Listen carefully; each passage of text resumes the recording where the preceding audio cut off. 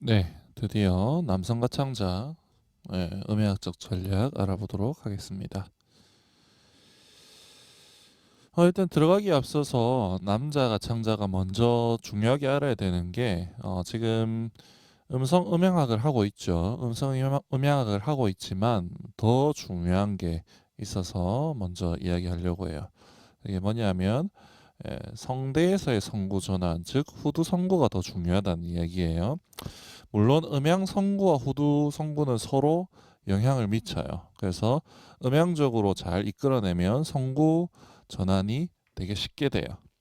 음, 하지만 음양 성구 때문에 후두 성구가 된다기보다 기본적으로 후두 성구가 전환이 조절이 돼야 됩니다. 그게 무슨 말이냐면 뭐 다 아시겠지만 성대가 고음에서 얇게 접촉을 해야 돼요. 음, 그리고 이거 성대가 얇게 접촉하려면 윤상갑상근, CT근이라고 하는 윤상갑상근이 활성화가 돼야 되고, 그것과 라이벌 관계, 길한 관계에 있는 피혈근 군들은 어, 특히 TA는 갑상피혈근은 이제 점점 무력화, 양보를 해줘야 돼요. 음, 그래서 그 피혈근군 TA가 특히 윤상갑상근에게 CT근에게 자리를 내어주지 못하고 계속 지배적인 역할을 차지하고 있으면 고음을 아예 소리 내지 못하게 되거나 음이 떨어지게 되죠. 플랫이 되게 되죠. 자, 그래서 반대로 여기는 TA가 힘이 빠져야 된다는 이야기고, 반대로 윤상갑상근이 지배적인 상태로 진입하더라도 TA를 비롯한 피혈근군이 어느 정도 역할을 지켜줘야 되는데, 이때 버텨주지 못하면 갑자기 CT가 지배적인 상태가 되면서 피혈근군이 갑자기 확 빠지게 돼요. 흔히들 말하는 이제 삑사리라고 말하는 가성으로 확 빠지는 그런 일이 일어나게 되죠. CT가 이렇게 여기 그림에서도 잘 나와 있듯이 CT가 잡아당기면서 요놈이 닫혀 있는 상태를 잘 버티면서 유지하다가 당기니까 갑자기 확 풀려버리는 거예요. 그렇게 되면 성분이 갑자기 벌어지면서 가성으로 훅 빠지게 되죠. 음. 뭐 그리고 이런 거는 이제 여성 가창자들에게서 특히 많이 볼 수 있는 성문 뒤쪽이 벌어지는 것과도 연관이 깊을 거예요. 그리고 지난번에 말했던 휘슬에서 감폭 현상, 여기 뒤쪽이 닫히는 현상, 여기와도 연관이 돼 있고, 그게 마누엘 가르시아의 쿠페 데 라글로테의 현상도 펌 포네이션과도 연관이 있다라고 말씀을 드린 적이 있어요.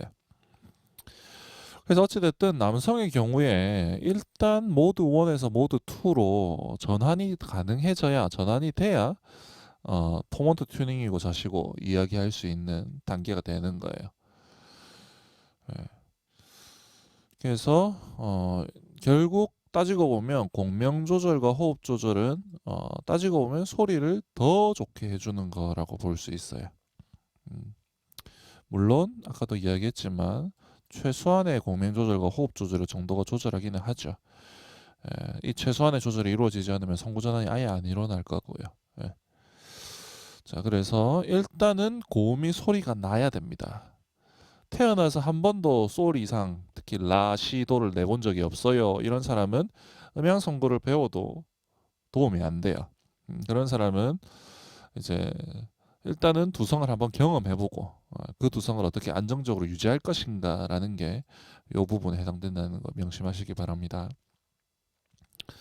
그래서 기본 원리는 EL에서 호흡으로 전환하는 음향 선고의 전환이 기본이겠죠.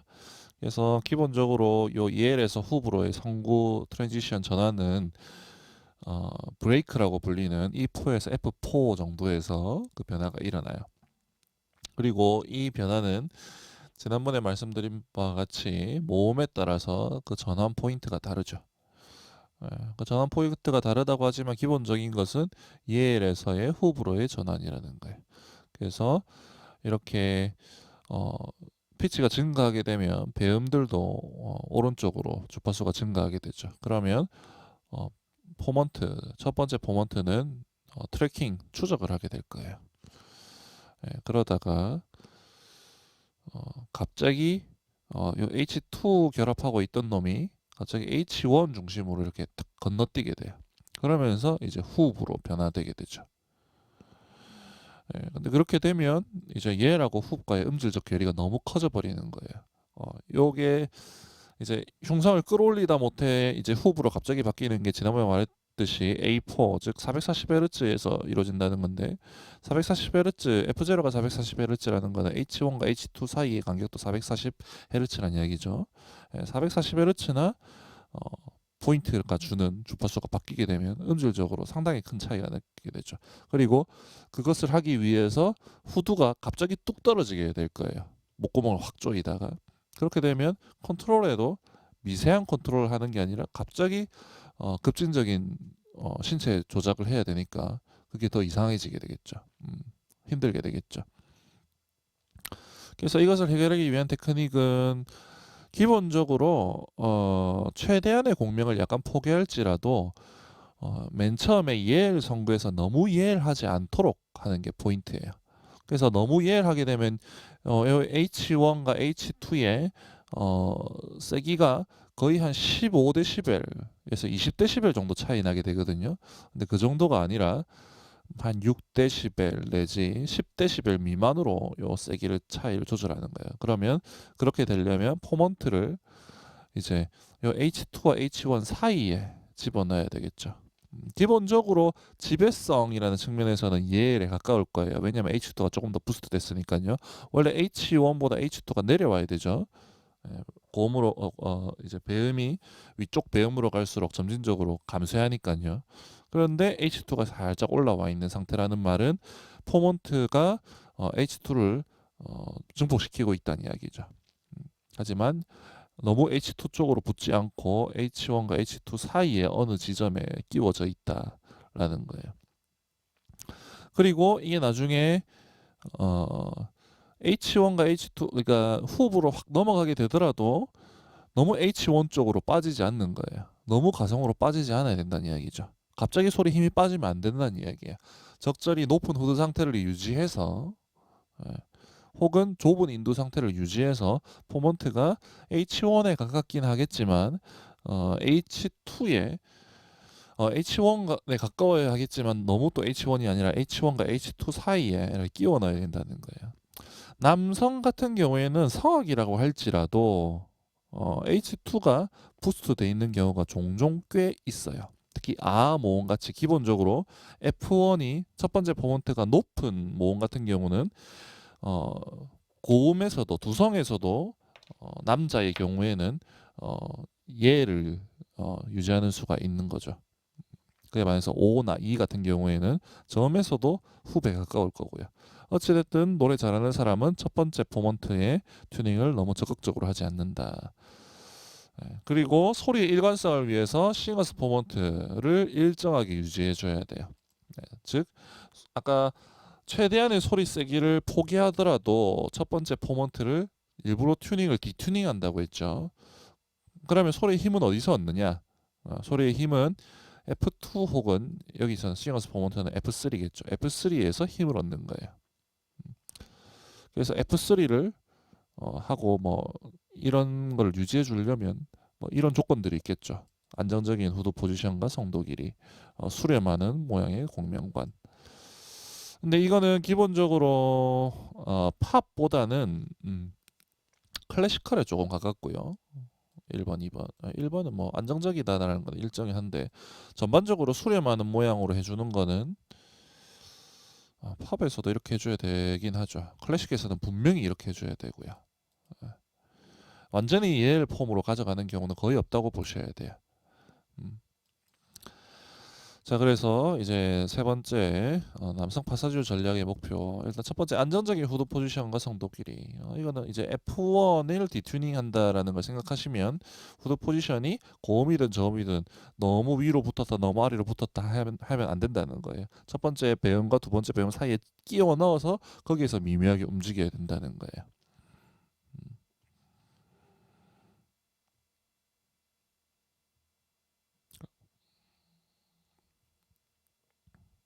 그래서 어 너무 예엘이나 너무 훅 H1이나 H2 트래킹을 튜닝을 안 한다는 전제하에서는 후드가 높으냐 낮으냐는 이제 스타일 문제라고 보시면 되죠. 성악 같은 경우에는 후드를 많이 내리는 경우가 있어요. 후두를 내리게 되면 성대가 두꺼워져서 붙일 수 있다면 두꺼워져서 붙이게 되면 강한 소리를 낼 수도 있고요. 반면에 일반 대중 가수의 경우에는 후두가 살짝 높죠. 노래 일반 말하는 것보다도 살짝 높은 경우가 꽤 있어요. 그래서 어찌됐든 높고 낮은 게 이게 스타일상의 문제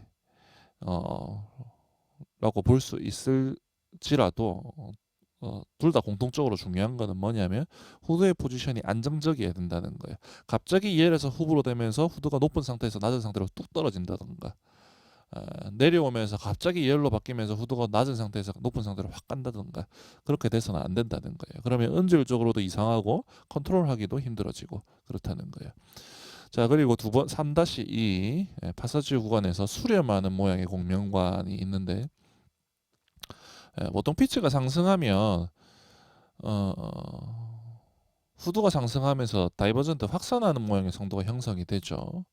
그래서 이거는 보통 열린 모음과 관련되면서 고음에서 지르게 되는 경우가 많아요.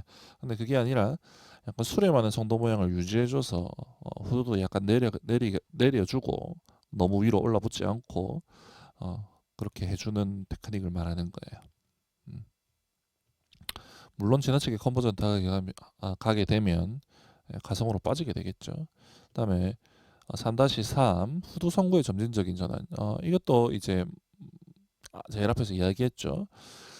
중성이라고 이야기하는 한 1옥타브 한 솔라 정도부터 이미 두 성구가 꽤나 적극적으로 사용이 돼야 되고요. 다음에 브레이크 이전 전후로 해서 2옥도 C4 정도부터는 두성이 꽤나 많이 쓰여야 돼요. 그래야 두성으로 전환했을 때 자연스럽게 전환이 가능하죠.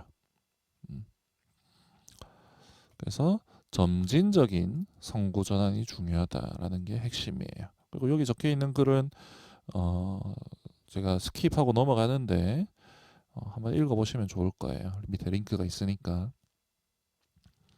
다음에 분명한 모음 정의를 전제로 한 모음 튜닝. 자, 모음 튜닝이 반드시 필요해요. 특히 우 모음이라든지 오 모음 같은 경우에는 두성에서 노래 부르는 게 거의 불가능하고 설사 노래 부를 수 있다 하더라도 성대를 억지로 찍어 누르는 듯한 형태로 가게 돼요. 그래서 제일 대표적인 게 이제 우 모음인데 우 모음이 하이 C 근처 즉 두성으로 가게 되면 어 모음에 가깝게 변주가 돼야 돼요. 아니면 사람에 따라서 모음 우가 어로 가깝게 가는 게 이게 일반적이고 자연스럽고요. 그게 아니라 여기 보면 으가 있죠. 으로 가게 되면 이게 후두가 많이 올라가고 억지로 성대를 강하게 붙인 듯한 소리인데 이렇게 해도 소리가 나긴 나요.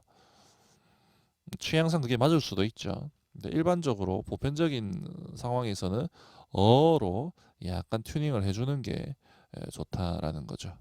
우몽 같은 경우는 아몽 같은 경우도 너무 이해를 하니까 약간 어 쪽으로 이렇게 바꿔주는 게 좋겠죠. 그래서 어찌됐든 이거를 이제 보즈먼은 뭐라고 이야기하느냐면 이거를 이제 전설 후설 모음도로 프론트 백 스트리트라고 해서 여기 줄을 IPA 차트에 줄을 하나 딱 그어놔요. 그어놔서 요거를 넘어서는 안 된다라고 이야기를 해요. 음.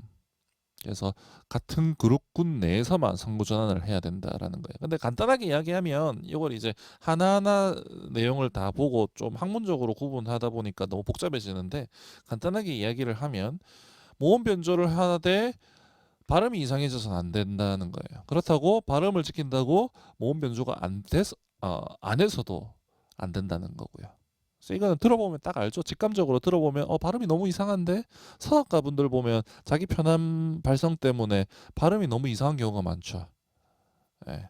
특히 발성 좀 배웠다고 하는 경우, 그게 아직 몸이 안 익었을 경우 그런 경우가 많은데 그런 건 이상하다는 거예요. 그런데 그걸 또 발음을 너무 또박또박하게 발음한다고 너무 예열하게 소리가 난다 고음에서 그러면 그것도 약간 발음을 포기해야 되는 거죠. 그래서 이거는 들어보고 그리고 보통 노래 부르면서는 잘 느낌이 안 와요. 그러면 이제 주위 사람이 이야기를 해주던가 녹음을 해서 들어보던가 하면서 그 밸런스를 결국 맞춰야 되는 거겠죠.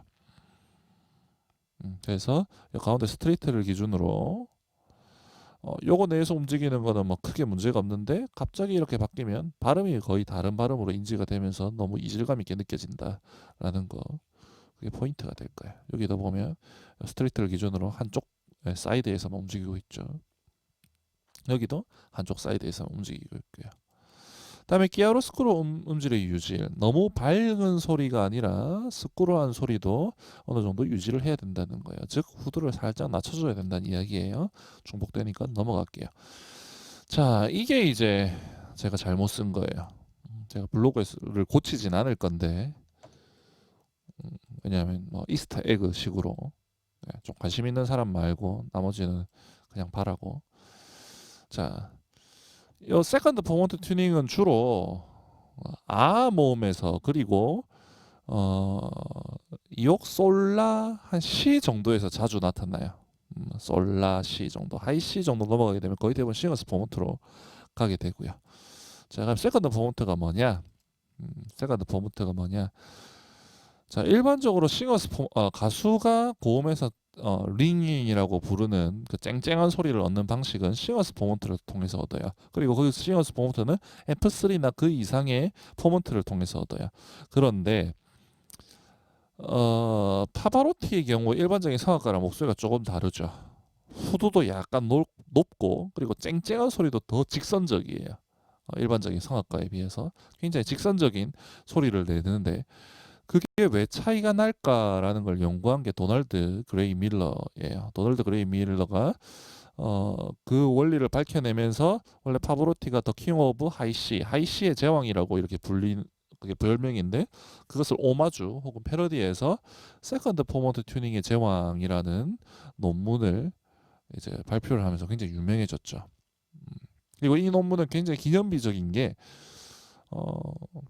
뭐 이게 제 생각일 수도 있습니다만은 발성 이론을 음향학적 튜닝을 배우는데 그게 노래에 있어서 뭐 그래서 왜 so what이라고 되던 게 실제적으로 영향을 주는 게 이래서 영향을 주는구나라고 이제 그렇게 처음 이제 인지되기 시작한 게 굉장히 실용적인 부분에서도 음향학적인 부분이 음성 음향학적인 부분이 적용이 될 수 있구나라고 인식이 조금씩 되기 시작한 게 바로 이 논문부터라고 저는 생각을 해요.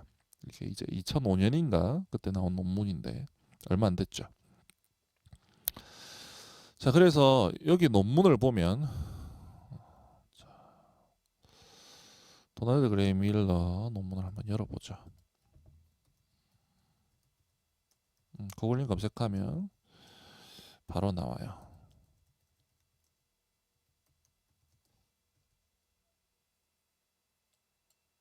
네, 바로 나오죠.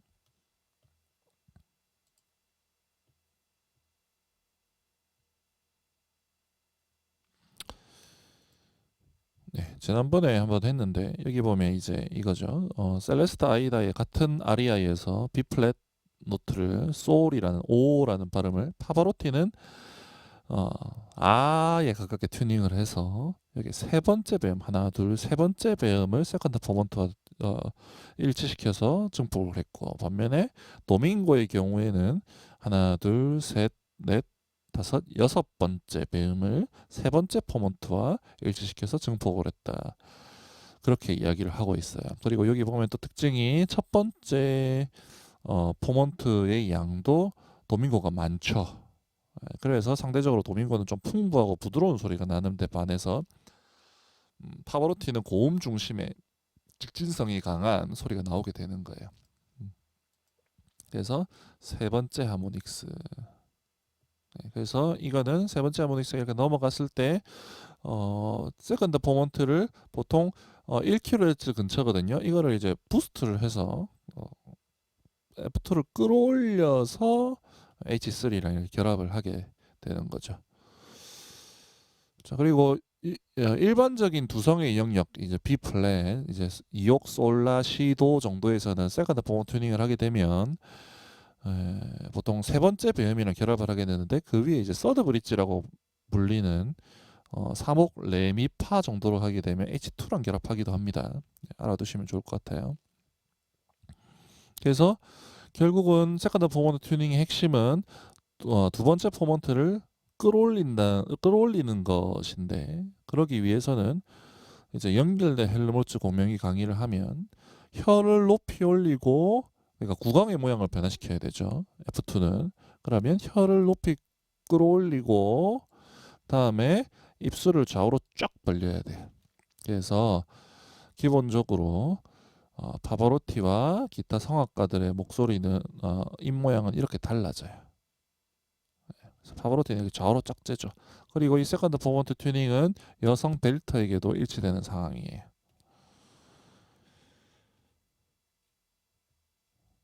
자, 그래서 카우프만 같은 경우도 기본적으로 카우프만은 테너로 굉장히 유명한데, 유명한 이유가 바리톤 스타일의 노래를 전반적으로 부르면서 굉장히 깊은 후두를 가져가면서 테너 음역을 노래하기 때문이에요. 그래서 여기 보면 어, 카우프만의 예를 보면 전반적으로 입을 길게 빼서 후두를 낮게 가져가죠.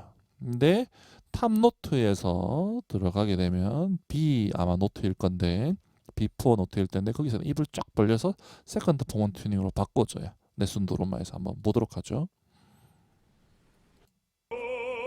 네, 입 모양을 이렇게 모으는 거 보이시죠? 네. 이제 입을 O에 가깝게 이렇게 모아서 길게 빼는 게 보이실 거예요.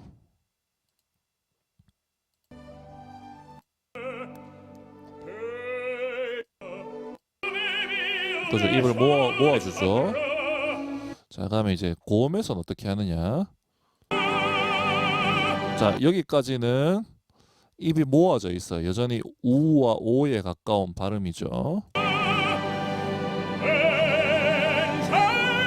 자, 순간적으로 모여있던 게 요만큼이 이쪽으로 당겨진 게 보이시죠? 그러면서 세컨드 포먼트 튜닝으로 전환이 된 거예요. 음.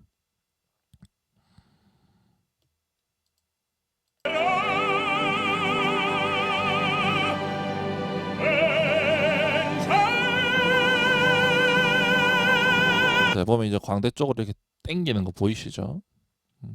자, 이거 스펙트럼 찍어보는 거는 다음에 세컨드 포먼트 튜닝은 한번 따로 한번 이야기를 하도록 할게요. 기회가 된다면.